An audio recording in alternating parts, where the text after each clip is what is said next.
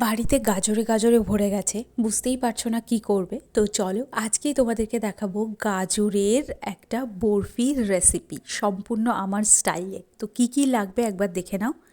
লাল লাল গাজর, মানে ওই অরেঞ্জ কালারের গাজরটা কিন্তু হলে হবে না। অরেঞ্জ কালারের গাজরটা কিন্তু একদম নেবেন, আমি বারবার করে বলে দিচ্ছি। এবার লাগবে এলাচ গুঁড়ো, দুধটা একটু বেশি লাগবে, কাজু আর আমন্ড আমি গোটা নিয়েছি, বাট এটাকে কিন্তু আমাদেরকে ভেঙে নিতে হবে। লাগবে সুজি, আমুল দুধ, আর এখানে চিনি। চিনির পরিবর্তে মিশরিও ব্যবহার করতে পারো, জাগরি পাউডারও ব্যবহার করতে পারো, সবার নিজস্ব চয়েস অনুযায়ী। প্রথমে আমি গাজরগুলোকে গ্রেট করে নিয়েছি। স্টেপটা যদি ভালো করে না হয় তাহলে কিন্তু জিনিসটা একেবারেই সুন্দর দাঁড়াবে না। তো এখানে দেখো আমি গাজরটাকে গ্রেট করে নিয়েছি, আর এরকম সরু সরু সাইজের 5খানা গাজর নিয়েছি, কারণ যেহেতু সরু সাইজ ছিল তো সেই জন্য। এবার গাজরটা যখন আমি ব্লেন্ড করব তখন কিন্তু আমি জল অ্যাড করব না, দুধ অ্যাড করব। এটাকে ব্লেন্ড করে নেব। ব্লেন্ড করে নেওয়ার পর দেখো আমি কিন্তু আলাদা করে কিছুই কোনো জল টল কিছু অ্যাড করব না। এবার তোমাদেরকে দেখাই, এই স্টেপে সুজিগুলোকে আগে আমি একটু ভেজে নেব, মানে কি এখানে ঘি বা অন্য কিছুই নয়, একদম ড্রাই সুজিকে একটু ভেজে নেব, নিয়ে আমি সাইডে একটা বাটিতে রেখে দেবো। এবার খালি কড়াইতে আমি অ্যাড করব 2 চামচ, ফুল বড় চামচের 2 চামচ ঘি অ্যাড করব।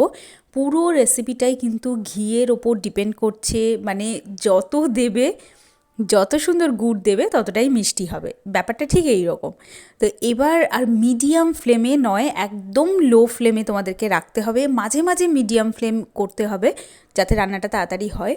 এইভাবেও কিন্তু তোমরা গাজরের হালুয়া বানাতে পারো, সেক্ষেত্রে কিন্তু হালুয়াটা ভীষণ মিহি হবে, টেক্সচারটা মুখে একদম, মানে কি বলবো, আমি বলে বোঝাতে পারছি না, এত সুন্দর লাগবে। গাজরটা যখন জল ছেড়ে দেবে এবং সেই জলটা যখন ওর সাথে মিশে যাবে, হালকা একটু মানে ভিজে ভিজে থাকবে, তখন সেই সময় কিন্তু অ্যাড করতে হবে চিনি। প্রথমে আমি 4 চামচ চিনি অ্যাড করেছিলাম, চামচ বললে ভুল হবে, ওই যে মশলার পাত্রের সাথে যে চামচগুলো আসে না গোল গোল, ওইগুলোর 4 চামচ চিনি অ্যাড করেছিলাম। চিনিটা সবাই নিজের নিজের মতো অ্যাড করবে। এবার ড্রাই ফ্রুটসগুলোকে আমি জাস্ট একবার মিক্সিতে ঘুরিয়ে নিয়েছি, নিয়ে অ্যাড করে দিলাম, যাতে এই ছোটো ছোটো ড্রাই ফ্রুটসের টুকরোগুলো মুখের মধ্যে প্রত্যেকটা বাইটের মধ্যে চলে আসে। এবার আমি আবার একটু দুধ অ্যাড করেছি, যখন চিনির জলটা যখন শুকিয়ে যাবে তখন একটু দুধ অ্যাড করব, 2 কাপ দুধ অ্যাড করেছি। এই হচ্ছে যা লিকুইড অ্যাড করার, এইবারই আমি কিন্তু করে দিলাম। এবার ভালো করে এটাকে হতে দেব মিডিয়াম ফ্লেমে। এই সময় ফ্লেমটা মিডিয়াম রাখবে এবং এটাকে হতে দেবে, ভালো করে বয়েল হতে দেবে।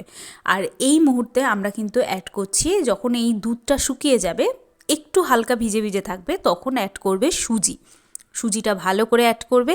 সুজির কিন্তু নির্দিষ্ট কোনো পরিমাণ নেই, তবে আমি ওই যে 5টা গাজর নিয়েছিলাম তার জন্য কিন্তু আমি টোটাল 4 চামচ সুজি অ্যাড করেছি।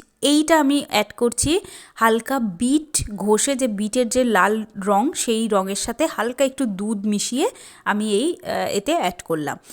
যদি এটা অপশনাল, এটা করতেও পারো নাও করতে পারো। আর এবার আমি দিচ্ছি, যখন এই জলটা পুরোটা শুকিয়ে যাবে, নামানোর ঠিক 2 থেকে 3 মিনিট আগে একটু গুঁড়ো দুধ অ্যাড করবে। 10 টাকার যে প্যাকেটগুলো আসে গুঁড়ো দুধের, ঠিক ওই প্যাকেটটাই তোমরা কিন্তু এখানে ব্যবহার করতে পারো। ওর থেকে বেশি দুধ কিন্তু গুঁড়ো দুধ এর মধ্যে প্রয়োজন নেই। ইনফ্যাক্ট আমার মনে হচ্ছে কোনো জায়গায় গিয়ে গুঁড়ো দুধের কোনো প্রয়োজনই নেই, এটা অপশনাল। দিলে বাইন্ডিংটা খুব ভালো হবে, দেওয়াটা জরুরি। তো দিয়ে দিও, 10 টাকার বা 5 টাকার যে প্যাকেটগুলো আসে ওর মধ্যে দিয়ে দিও। এবার আমি একটা, এখানে বাটার পেপার ইউজ করা উচিত ছিল আমি জানি, বাট আমার কাছে নেই বাটার পেপার, সেই জন্য আমি এটাকে বাটার পেপার দিতে পারলাম না।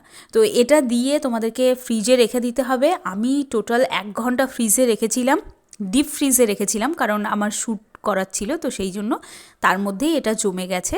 জমে যাওয়ার পর একদম দেখে মনে হচ্ছে একটা কেক, বেকারির কেক। আর বিশ্বাস করো ভীষণ সুন্দরভাবে জমে গেছিলো। এই রেসিপিটা অসাধারণ একটা রেসিপি। আমি তো বলবো বাড়িতে যদি গাজর আসে, আর বাচ্চারা তো ডেফিনেটলি এগুলো খেতে চায় না, তো তোমরা অবশ্যই করে এইভাবে কিন্তু গাজরের বরফি বানাতে পারো। দারুণ দারুণ সুন্দর একটা রেসিপি। তো অবশ্যই ট্রাই করে জানিও কেমন হলো তোমাদের।